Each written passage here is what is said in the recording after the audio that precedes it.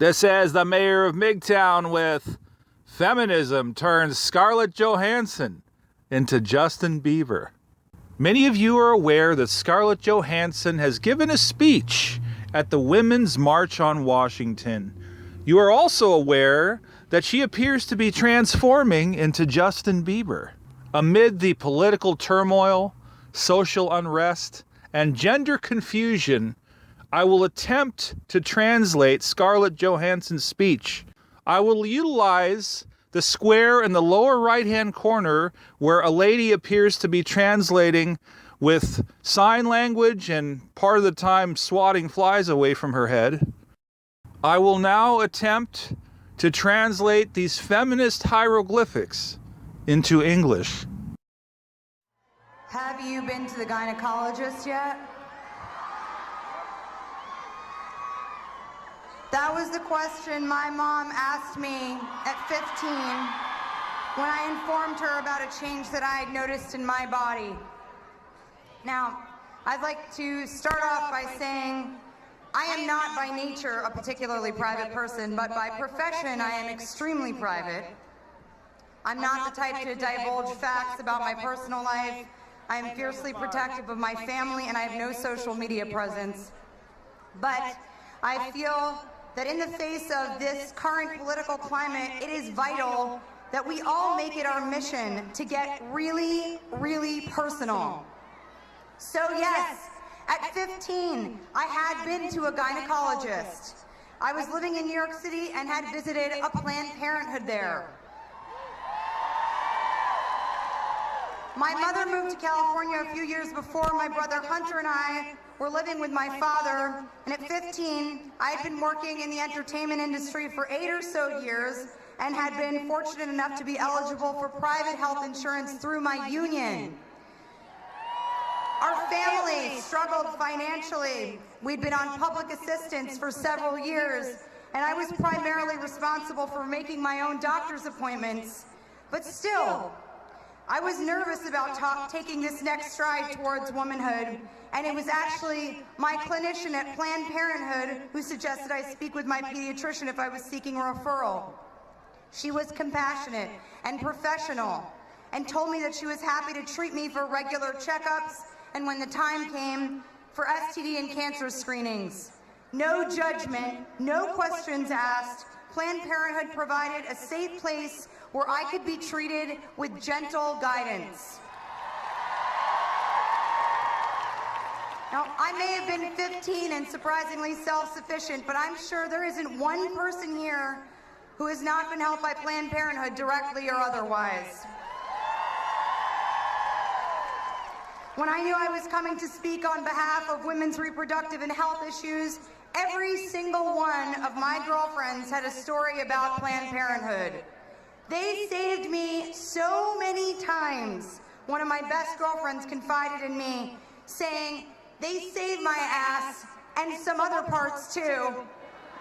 When I found out I had precancerous signs I never would have known about without my annual checkups, and her speech grew more emphatic and emotional as she described how the organization had helped her decide between treatment options. She was able to make some difficult decisions, deciding what was right for her body, and her then partner without anyone else's interference.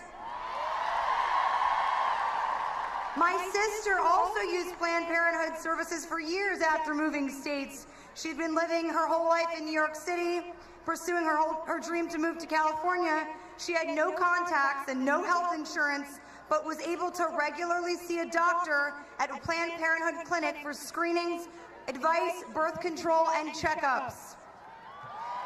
For the more than 2.5 million patients a year that rely on Planned Parenthood services for cancer and STD screenings, birth control, safe abortion, and pregnancy planning, these are uncertain and anxious times.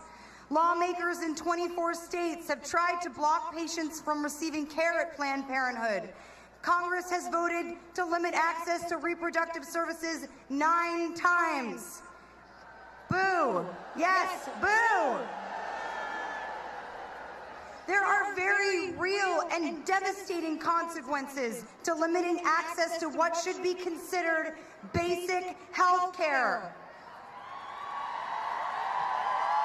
For millions of Americans, Planned Parenthood is often the only trustworthy and affordable clinic providing safe education, sex education, safe abortion, and life-saving services.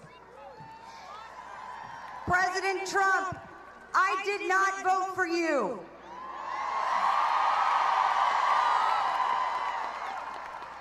That said, I respect that you are our president-elect, and I want to be able to support you. But first, I ask that you support me. Support my sister, support my mother, support my best friend and all of our girlfriends, support the men and women here today that are anxiously awaiting to see how your next moves may drastically affect their lives. Support my daughter, who may actually, as a result of the appointments you have made, grow up in a country that is moving backwards, not forwards, and who may potentially not have the right to make choices for her body and her future that your daughter Ivanka has been privileged to have.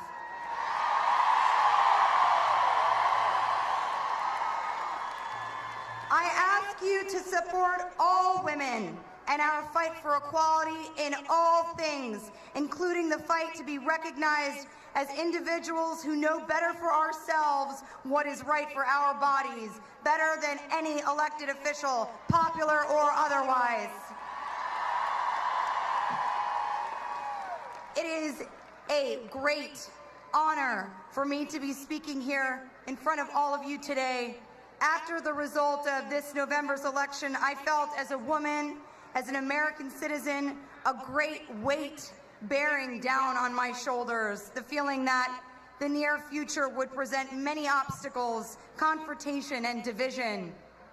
My immediate thought after hearing the election results was, oh man, we have so much work to do.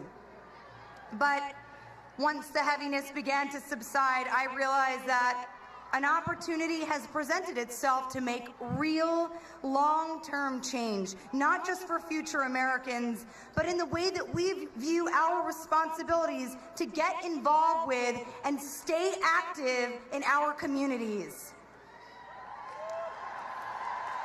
Let this weight not drag you down, but help to get your heels stuck in. I pledge my relentless devotion to support women's health care initiatives. I will not stop fighting to make basic women's health care available to all. I believe with every fiber of my being that the conversations that we have with our partners and our doctors about what we do with our bodies and our future should not be made fodder for any politician, political agenda, lawmaker, and for-profit corporation.